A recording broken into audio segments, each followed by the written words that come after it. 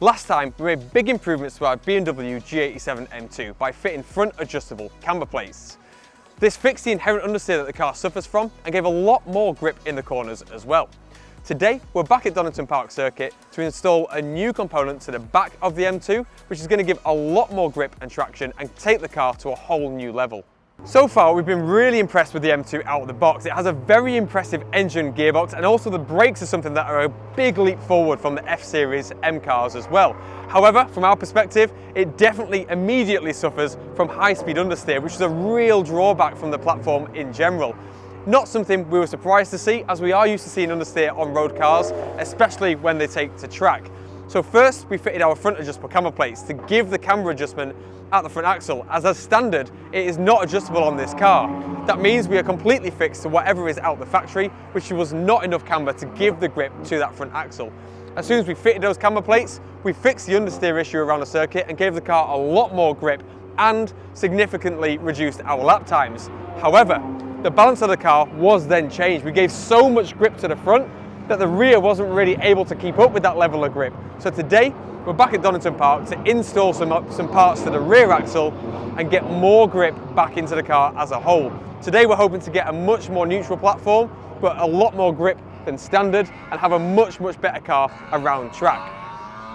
To start off, we're going to get Chris Diamond, a professional racing driver, into the car, who was an ex-factory driver for Alpina as well, so he really knows the BMW platform extremely well, especially out on a race circuit. So he's going to get the baseline laps down now, head out to get the conditions for today, the tyres as they are right now, to give us that baseline for our before and after that we'll carry out today. So we're going to head out now on the out lap. So it was a little bit greasy today, so we do have the conditions to contend with too. It's quite cold weather as well, so it took the white tyres a while to come up to temp. We were having a bit of an issue with the GPS, which is why it's displaying lap 1, and on the afternoon lap I think it displays lap 0 as well. But straight away you can see there that the rear tyres are immediately overheated. So it's been doing a few laps by this point, and the rear tyres are just so overworked due to the front end having so much grip. We've sort of shifted that balance to the front axle away from the rear tyres, and it's just causing those rears to slip, and on a lot of corner exits you'll see as he gets back on the power, it just goes into oversteer.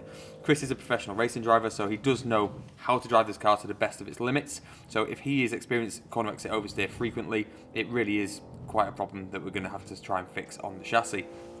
Again, there you can see that little steering wheel wiggle as he comes out the corner, as he's just trying to apply the gas. He's not stomping on the throttle pedal, but he is, and again, they're big opposite lock, so it's very spiky, this car, and it's something we noticed straight out the box when we bought this car completely bog standard.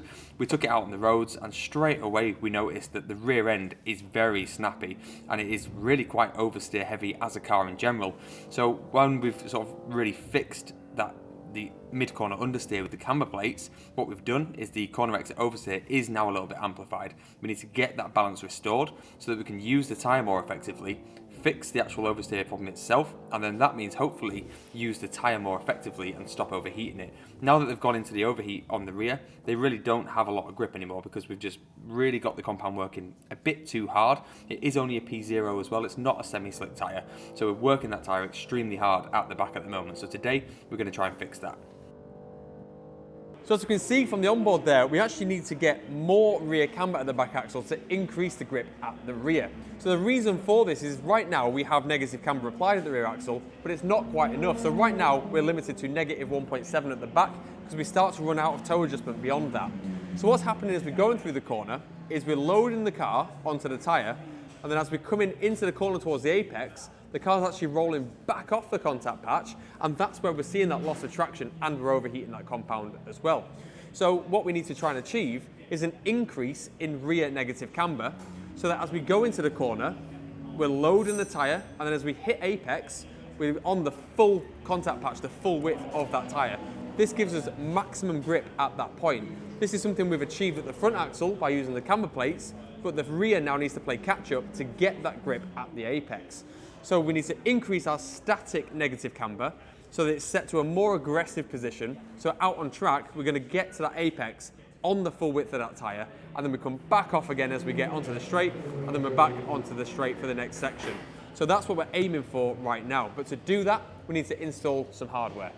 At the rear axle, we do have adjustable camber via an eccentric bolt on the lower control arm. So we can rotate that bolt and it increases or decreases the negative camber at the rear axle. So this is good that we have the tunability, because at the front axle, there is none as standard. That's why we had to fit the camber plates, just to increase any camber whatsoever up front. Whereas at the back, we do have that tunability. The same style of adjustment exists for the rear toe arm as standard. So we have an eccentric bolt at the toe as well. So we can adjust both camber and toe as standard at the back of the car. However, the problem lies with the adjustment range of each of those bolts. So to get the rear axle up to around -2.2, which is what we need today to get the balance just about right front to rear, we're going to run out of toe adjustment, and that means we won't be able to get toe in at the back axle with the camber set to that position. And this is an issue because then we won't have enough rear traction. The rear will then be really light and it will rotate extremely quickly, which we do not want out on track. So to get around that, we're not going to be fitting a camber arm, we're going to be fitting a toe arm. So at the back here, we have two upper control arms which control the camber effectively, and they can be replaced with camber arms. You have a front lower control arm, which is the rear traction arm. And then at the back here, going directly in, we have the rear toe arm. This is the one we're going to be replacing today with our adjustable length rear toe arm. The reason we're not installing camber arms today is because we're still on a stock spring, which is quite soft, and we're on a stock road tyre as well, the Pirelli P0 we're still on today, and we're at stock ride height. So all of these factors mean that we can't run a huge amount of rear camber because we won't actually utilise that camber because we're not stiff enough, we're not low enough, and we won't get onto that contact patch. So we're aiming for around the 2.2 figure today, which we can achieve with the stock adjuster on the car. So we're going to set that with the stock adjuster, and then we're going to install a rear toe arm to take away that limitation of the adjustment range of that stock adjuster. This means that we can set the camber exactly where we want it without having to worry about toe settings. Then we can get the strings on the car and we can align the toe back in on the rear axle to get the grip and the traction back where we want it without any thoughts or concerns about running out of adjustment range. So we're going to get that arm fitted now into the car, and then we're going to get the car realigned ahead of the session this afternoon so Chris can get back in the car, and then we can overlay the difference that this adjustment makes at the rear axle. So we're back out now with the overlay. On the left-hand screen is this morning's lap. On the right-hand screen is the lap after the toe arms were fitted with the geometry alignment. So we've now got a lot more rear camber present at the rear axle, which helps us to balance out the front. So the front to rear split now is around a degree, which is a really nice number to have on the car. So you can see straight away that we're actually keeping the tyres a lot cooler straight off the back. They're still flashing into red there through the mid-corner section, but they're not staying red. They're not holding that heat because we're not overworking them extremely. So we still had a little bit of corner exit oversteer, but massively, massively reduced compared to this morning's laps. So really happy with the results there on the tyre temp sensors. You'll also see that we're actually working the front tyres a little bit hard now as well. So if you watch the actual front tyres on both screens, they are both being worked hard in both scenarios, but you'll see that the front tyres now are sort of peaking a little bit earlier, so we're pushing harder into that compound as we've got more grip at the back now to push through the front. So it's a really nice balance being restored back into the chassis. We're not now just losing the back end everywhere and cooking those tyres. We're now sharing that load across all four tyres, and we're working them a lot more effectively. So on the straights like here, you'll see the rear tyres actually had the opportunity to cool down there and come back into the operating window more than comfortably just after one straight section, whereas before the tyres never came down from red because they were just overworked corner after corner after corner. They were just storing so much heat in the actual tyre itself, they weren't given the opportunity to cool down. Whereas now we're cooling them down in the straights, we're getting them back into the sort of grip window, so we've got a much nicer car on corner entry, and then as we're coming into corner exit, they're still at a nice operating temperature, and we can lean onto that additional camber and carry the grip through the corner. So we've got a much more neutral balanced platform now, and seeing the tyres so happy with that as well, it's just a really nice verification of those modifications.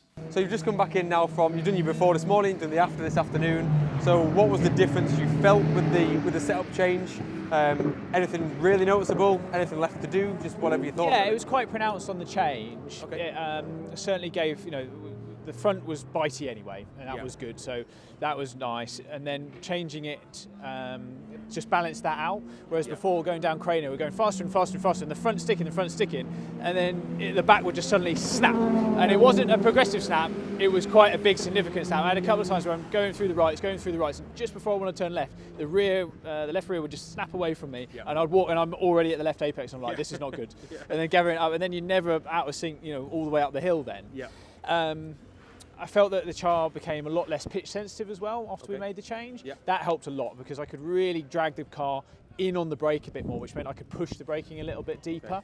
So I could really shorten that and still carry the speed through because the back wasn't trying to chase me all the way around. So just on pitch sensitive, just to bring that down a little bit. So that's where you're on the heavy brakes and it's the physical forward and backward movement of the car. Yeah, so it's where the nose dives and it's just too much nose down. And if we think about weight, is grip, the more weight an axle has on it, the more grip it's got. So if we've got all the weight diving to the front, the rear is very light. And that's what was causing it. When particularly going down the hill and I'm on the brakes, we've got a lot of weight on the nose. I'm turning slightly left and then trying to bring the car straight into the right hander at the old hairpin. I've got a lot of weight down and I'm pushing that body from left to right and then back over to the left. And then it just goes, no, the rear can't do it because she's too much dive in the car. Okay, that's interesting. So yeah, that's a takeaway because the sensors don't show us that. That is purely driver focus. That's really cool. So do you think that's now due to us? Wait for that. Do you think that's now due to us having more camber at the rear? When you're doing that movement, it is loading the nose the same, but it's able to lean on the tyre more effectively. The sensation, because it's that sudden snap, is always camber. When it builds, and then drops, that's a camber thing. You're going off the contact. Exactly. So if we picture the tyre, you can really picture it in your head. When you're loading it, it's going up and up, and then it falls too much that way. And when it goes over that centre point, positive that way, the car just snaps and it's never fun. It's always a shock. Max grip to min grip. Yeah, exactly. And it's never subtle. And it doesn't matter what car you're in, it will just snap and it's a hell of a, oh, hello.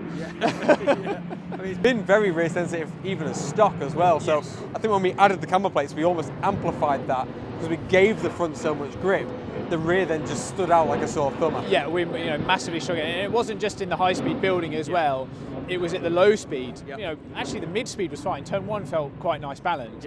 But then when I'm going into the hairpin, I've got just that little bit much rotation because I'm cranking the steering, the tyre's leaning in a bit more and it's just going in, but the back's just like, no mate, can't do it, and then it just goes. It's not as snappy as it is at high speed, which you wouldn't expect, of course, but it just, you can feel it going and you don't want to turn anymore because the front's got too much. But then as soon as we changed it, boom, could arc the car in wonderfully, carry speed all the way in, and I can feel it because we haven't got buckets in these things or harnesses yet. I'm shuffling around and she really is rolling and I'm trying to brace myself everywhere. So I guess in terms of next steps then, from what you were saying there, so obviously the pitch, you said it's more controllable now, but you can still feel it.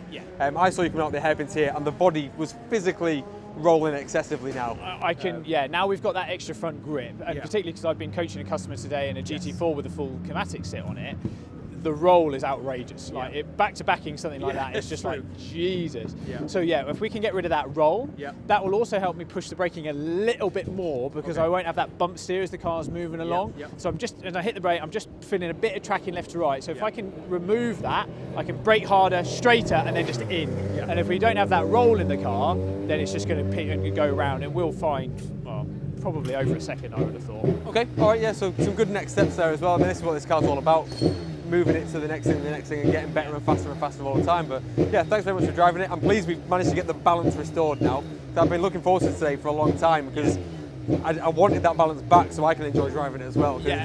First thing when we'd only done the front camber plates, I was like, it's like all it was like, I'm just going to bring the steering wheel back, there you go. Big problem fixed, and then now the rear needs. Now the rears, and we're just like, cool. Now the car's nice and balanced again. So we've had those steps, haven't we, where it was. Out the box was pretty uncomfortable. Then we made it comfortable. Now we've made it uncomfortable and faster, and now we've made it comfortable and faster again. So it's an awesome baseline. So this is actually probably worth saying is technically our CS Plus pack, we're calling this. So it's a camber plate and a tow arm package, and it's sort of perfect for road use as well, and it just makes a difference on track. And those two bits just bring it, in my opinion, beyond what the CS offers out the package as well. I mean, it would have to, if it's better on track on a circuit like Donington, it's going to feel better on the roadway. You're not generating the tyre temp, so you're not going to get that grip. So from out the box, cold roads, just having to play on a Sunday morning, the car will, without doubt, feel infinitely more planted. And just that safety margin. Well, thanks again for driving it as always, and onwards and upwards to the next one. Cheers. The day's drawn to a close here at Donington. We've had a really good day testing the M2. Really happy with where the car is now. So before we came here, we knew we had a really front biased car with a lot of grip up front and the rear just not really quite keeping up out on track. So today with the installation of the rear tow arms, just letting us get that rear camber setting up into the 2.1, 2.2 degree window. We're able to get a lot more grip out of the back axle now, so it really balances that front to rear distribution for this spring and tyre around Donny. So the car's a lot more stable, a lot more neutral, and it's now a really nice platform to move on with. So now we're getting that extra grip out the car. It's now forcing the chassis to wallow around because it's sprung so softly, and that's really apparent now that we're getting as much grip as possible out of this tyre. It's now really forcing the chassis to wallow, and we can feel that quite excessively in the car. The secondary thing that we're getting is under heavy braking, just that little movement on the front, which again is due to a bit of bump steer, the softer spring, and also it will be those front bushes just moving around a little bit. Now we're getting all of that grip out of the tyre back into the car. So next steps for this, we need to be looking at lowering the car, stiffening it, and also just eliminating those rubber bushes in the front axle as well, just to get that stability under heavy braking. So some really nice next steps to come for the M2. So if you haven't already, make sure you subscribe to the channel and you can see us there.